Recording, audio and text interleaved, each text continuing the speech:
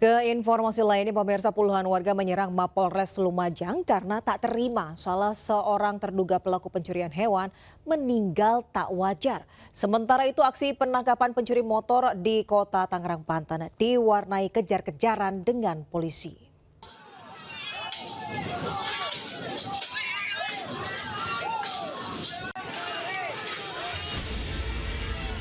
Puluhan warga dari desa Ranuwurung, kecamatan Randu Agung menyerang Mapolres Lumajang, Jawa Timur. Warga memaksa masuk dengan merusak pintu Mapolres. Setelah itu puluhan warga melemparkan berbagai barang hingga batu. Amukan masa ini terjadi usai salah satu tersangka tindak pidana pencurian hewan ternak, Rudi Hartono, meninggal dunia sehari usai dilakukan penangkapan.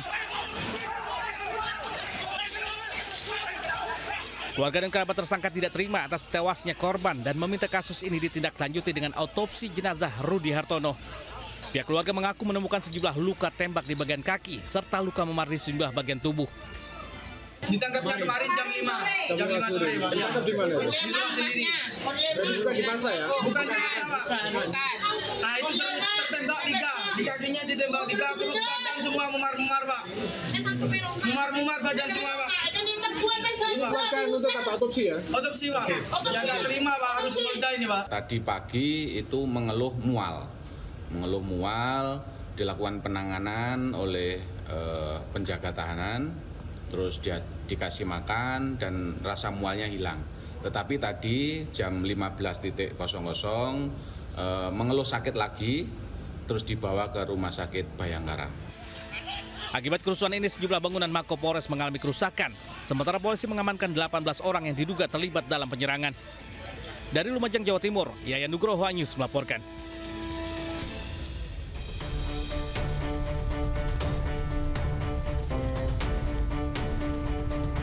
Polisi mengejar pelaku pencurian motor setelah warga berteriak meminta tolong pada polisi yang memantau situasi Kamtipmas di wilayah Gandasari, Jati Uwung, Tangerang.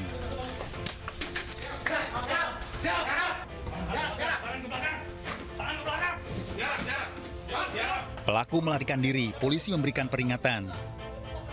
Setelah terlibat kejar-kejaran, pelaku ditangkap di persembunyiannya di sebuah kontrakan.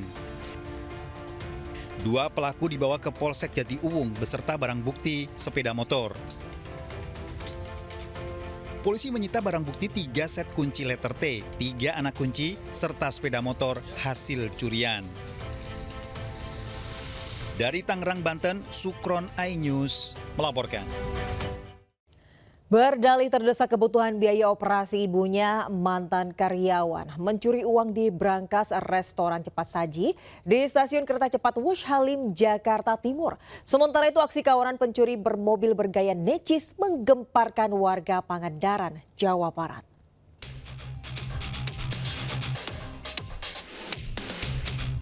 Pelaku mencuri di brankas restoran cepat saji di stasiun bus Halim, Jakarta Timur karena terdesak biaya operasi ibunya 4,3 juta rupiah yang harus diamputasi akibat menderita penyakit gula.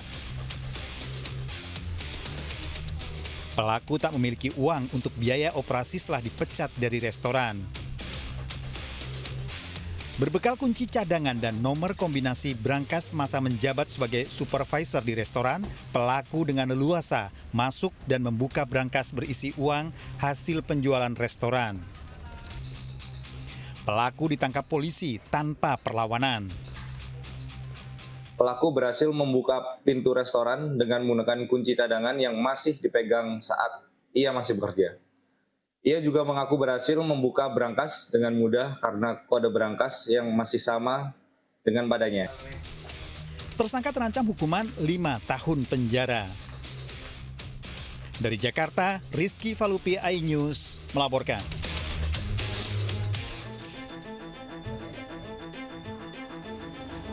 Dalam rekaman CCTV, 3 pria berpakaian serba hitam bergerak tenang di sekitar toko kelontong di Desa Sindangwangi, Padaherang, Pangandaran. Para pelaku mencungkil pintu belakang toko, diduga menggunakan linggis. Para pelaku mengangkut berbagai barang dagangan ke dalam mobil yang sudah terparkir di depan toko. Akibatnya, korban mengalami kerugian hingga puluhan juta rupiah. Korban sudah 2 kali menjadi korban pencurian. Karyawan saya ada yang ke sini, ternyata pintu udah jebol. Jam 6 saya lah, ini setengah 8. Ini yang kedua kalinya. Dulu pernah pas saya buka, ya ada 3 tahun lah. Pernah sekali lewat atas di rumah. Hingga saat ini korban tidak melaporkan kejadian ini kepada polisi. Dari Pangandaran, Jawa Barat, Irfan Ramdiansyah, iNews melaporkan. Pemirsa, pelaku pencurian di sebuah rumah kos Putri melakukan aksi tak senonoh. Sebelum mencuri, pelaku masturbasi sambil mengintip korban yang sedang mandi. Sementara itu 3 mahasiswa mencuri mobil dan perhiasan hanya untuk foya-foya.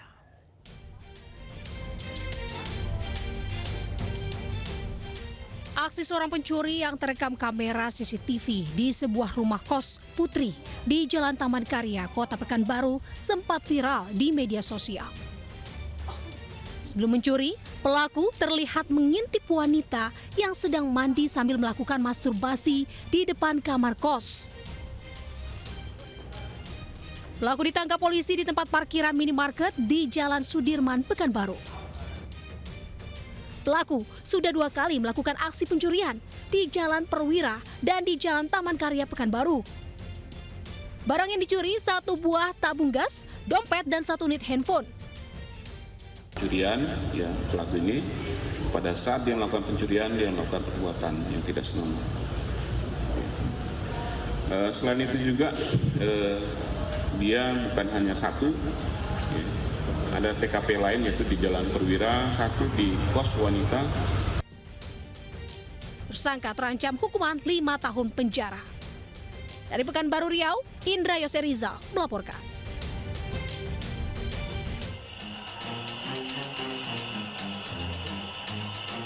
Dalam rekaman CCTV, 2 pelaku mengendarai sepeda motor, 1 lainnya mengendarai mobil minibus hasil curian di Kota Padang. Aksi ini terjadi di perumahan Green Anderson, Korong Gadang, Kuranji.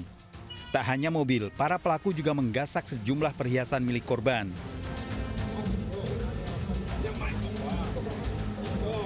Polisi menelusuri jejak para pelaku. Kedua mahasiswa salah satu perguruan tinggi swasta ditangkap saat berada di tempat hiburan malam di kawasan Batang Arau, Kota Padang. Dari pengembangan, polisi menciduk salah satu pelaku di daerah Tunggul Hitam tanpa perlawanan. Para pelaku mengaku telah menjual mobil curian seharga 36 juta rupiah dan sejumlah uangnya digunakan untuk berfoya-foya di tempat hiburan malam. Para tersangka terancam hukuman 9 tahun penjara. Dari Kota Padang, Sumatera Barat, Budi Sunandar, iNews melaporkan. Warganet digegerkan dengan pernikahan seorang kakek berusia 74 tahun dengan wanita 24 tahun dengan mahar cek 3 miliar rupiah. Beredar kabar miring cek tersebut palsu namun langsung dibantah keluarga. Saya nikahkan Sela Arika dengan mas kawin cek senilai 3 miliar. Geger video pernikahan seorang kakek Tarman 74 tahun dengan seorang wanita Sela Arika 24 tahun dengan mahar cek senilai 3 miliar rupiah di Dusun Sidoda di Pacitan, Jawa Timur. Nilai mahar fantastis itu disebutkan penghulu dengan jelas saat ijab kabul. Tanya itu tamu yang datang ke resepsi pernikahan juga diberikan uang Rp100.000 dalam amplop. Sontak video pernikahan ini viral dan memicu ragam komentar warganet. Namun beredar kabar miring di mana cek senilai 3 miliar rupiah palsu dan mobil mewah ternyata disewa. Bahkan sang mempelai pria membawa sepeda motor milik pengantin wanita. Namun kabar itu dibantah keluarga Sela yang menyatakan kedua pengantin tengah berbulan madu. Bahkan pasangan pengantin itu sempat melakukan panggilan video. Kurang benar, itu kurang benar. Tidak tahu sebenarnya, yang tahu istri saya, Pak. Dan saya niat baik sama istri, masih menjadi satu dalam arti tidak melarikan diri dan tidak pisah sama istri gitu, Pak. Aslinya mboten kabur nggih niku nggih halimun lah bulan madu nggih pamitan. Kalih kula nggih pamitan mengaten. Kapan itu pergi dari rumah itu? Kemarin. Pukul berapa? Sekitar jam 9. Jam 9. Ya.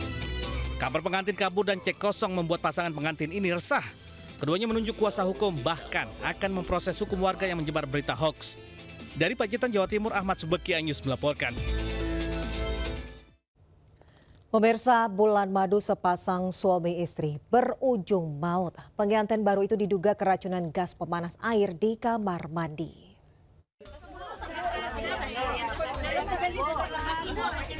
Cindy Destananda, 28 tahun, ditemukan tewas di kamar mandi sebuah penginapan di Alahan Panjang, Kabupaten Solok, Sumatera Barat.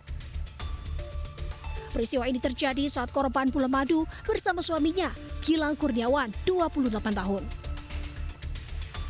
Sementara itu tubuh suaminya, Gilang Kurniawan, 28 tahun, ditemukan dalam kondisi kritis di kamar mandi penginapan tersebut dan sempat dirawat di RSUD Al-Suka.